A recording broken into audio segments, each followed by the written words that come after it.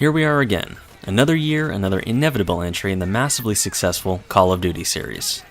It's been passed back and forth between developers for these 4 installments, and it's once again landed on the shoulders of Treyarch, who developed World at War. World at War had easily the best single-player campaign, while Modern Warfare maintained a tight grasp on multiplayer. Now here we are with Black Ops, and I can comfortably say that they've managed to seamlessly integrate great single-player and good multiplayer to provide the best, and in my opinion, definitive Call of Duty experience. That said, there's really not a whole lot to say about this game. The groundwork for this series was laid years ago with the first Modern Warfare, and with the 3 games that followed, not much has changed. Black Ops definitely manages to refine some things to provide for a much better experience overall, and these things are definitely worth noting, but it's mostly the same game we've been playing from the start. First up are the visuals. The only thing I think Black Ops has over the rest of the series are the environments. They're absolutely fantastic. Not only are they well designed and keep everything looking fresh, but they feel far less artificial than in past games. At least less than Modern Warfare 2. As for the graphics themselves, nothing new to see here unfortunately. Overall they look good, and there have been minor improvements made here and there, such as the backdrops, but all in all it's the same story as Modern Warfare 2. Take it all in together and it looks great. Stop and examine the details and not so much. It still runs at a mostly solid 60 frames per second with occasional slowdown. It looks nice, but it's definitely time to start stepping it up a little. Black Ops also includes a pretty good soundtrack. The music is fitting and definitely up there with the rest, especially on certain levels, such as Hong Kong. There's also some good Vietnam-era music thrown in occasionally from bands like the Rolling Stones. The sound effects are the same as they've been, which isn't a bad thing, as guns and explosives sound powerful and pretty realistic for the most part, but changing it up a bit wouldn't have killed them. The voice acting is what really manages to stand out. There's no shortage of celebrity voice work here, and surprisingly they do a fantastic job of bringing the characters to life, even more so than in previous entries. Some of the big names include Sam Worthington, Gary Oldman, Ed Harris, and Topher Grace, among plenty of other high-profile talent. Whiskey team, on me. Later, boys. Thanks, Ice Cube. Watch out for anacondas. Speaking of the characters, the story, once again, is probably the best we've seen so far. Don't get me wrong, the story that revolved around all the battles in past games were interesting, but we've heard it before. Modern Warfare 2 tried to take it a step further, and the execution was pretty horrible. Thankfully, Black Ops tells a much more in-depth story and does it right.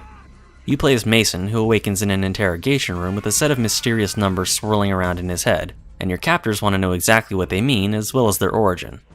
You're then taken through a series of flashbacks, recalling everything he's been through since first being captured by the Cuban military and handed over to the Soviet Union. He will know suffering beyond his darkest fears. Viktor Reznov from World at War also plays a major part in this game, and hey, more Gary Oldman is never a bad thing. I don't want to give too much away, as it's more fun to let the game tell the story, but I will say that the setting is constantly changing, which keeps things exciting, and it's told in such a way that it actually makes sense now, unlike Modern Warfare 2. What's really great about it though is that it has a much bigger focus on the characters, and there's a great human element to it now. It's not just about the war that you're fighting. The characters are actually relatable and make the stakes seem that much higher every step of the way. Getting back to the numbers, there's also a great mystery element to the story that we haven't really seen before in Call of Duty. Sure, there have been little twists before, but nothing like this. It's far more engrossing than it's ever been, and the way it's told really takes it to a whole new level. I was very impressed with the direction they took it.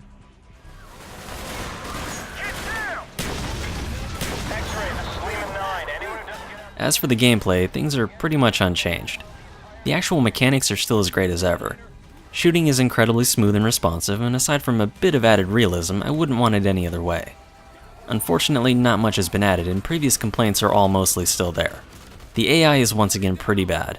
Although the enemy layout is better and makes for more interesting fights most of the time, the AI still makes it feel like a bit of an endless shooting gallery at times. Don't get me wrong, it's still plenty challenging, but for kind of the wrong reason. The enemies don't present that great of a challenge. They're not very smart, and difficult moments only arise when enemy numbers are greater and they're continuously spawning. Some more lifelike enemies really would have made this campaign incredible, but it's been this way since the beginning. Friendly AI is also a bit of a problem at times, as they'll constantly be running into you, getting in your way, and jumping out in front of your bullets. Having to account for that every step of the way got a little irritating. Still, the way the levels are designed and everything is laid out make this not only the most varied game in the series, but absolutely the most fun to run through. Even if the battles themselves don't consist of a whole lot, the pacing is fantastic. One moment you'll be engaged in open warfare, and the next you'll be sneaking through the jungles of Vietnam, taking out enemies with a knife.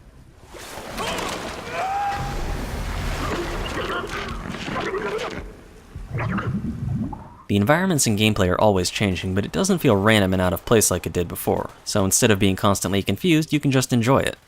There's also a few really great vehicle segments in the game, such as one where you actually get to pilot a helicopter and mow down enemies from above. It's a lot of fun, as is the rest of the campaign, and if you usually just hop online right away, I really encourage you to give the single player a try this time.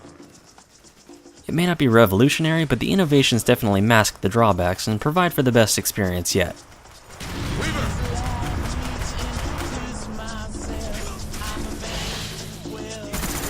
As for the multiplayer, well, it wouldn't be Call of Duty without it, and the online game everyone has come to love is still here in much the same way. There haven't really been any changes that make this a different experience than before, as it's the same thing at its core. That rhymed. There are some nice aesthetic customizations now, which I admit I'm a bit of a sucker for, such as face paint, more gun camo, custom reticle shapes and colors, and a fully customizable player icon. Unlocking guns and attachments and things now works in a better way. Instead of them being available only at a certain level, you earn money with each match that you can use to buy the things that you want as you level up, allowing you to pick and choose the equipment that you really want to use without having to complete challenges. You feel more like you're earning everything you use now instead of just going through the motions. Another nice improvement are the maps, which are way better than those in Modern Warfare 2. The layout is a major step up and consists of more than just random buildings scattered around in a big generic lot. Some are a bit too small, and issues with spawn points result from this. There were maps I didn't care for, but all in all, none of them are bad. All the game modes from before are still here, along with some new types and different variations. Gun Game switches out your weapon every time you get a kill, and the first one to make it all the way through is the winner. One in the Chamber is also a new one that, as the title implies, starts you with only one bullet. Enemies will die in only one shot, but obviously you have to make it count. There are also plenty of others. Hardcore Search and Destroy is where it's at for me, and thankfully it's once again worth playing, as the full points have been restored since Modern Warfare 2. One thing that kinda bugs me now is that claymores are way overpowered. They're almost invisible and they have no delay, which means that you almost have to have the hacker perk depending on your game mode, which allows you to see them more clearly. It's kind of a wasted perk slot if claymores are usually not an issue for you. They also took out some of the perks that people have been complaining about, such as Stopping Power and Juggernaut. And they've removed death streaks and a lot of the more overpowered kill streaks. A lot of what they added in Modern Warfare 2 was really just unnecessary, and only there for the sake of added intensity and to give us more than we needed. If crazy and over-the-top gameplay at any cost is your thing, well, ugh. The real winner for me is the new Theater mode, which, just like Halo, allows you to view previous matches, take control of the camera, and splice together and upload video clips. It even highlights all of your kills and deaths on the timeline, making for simple navigation through all your videos. I really love this addition. Now, if you think I don't have any complaints, don't kid yourself. This is still Call of Duty, and unfortunately a lot of what I've hated about the online since Modern Warfare is still here and going strong. As always, the main issue is lag.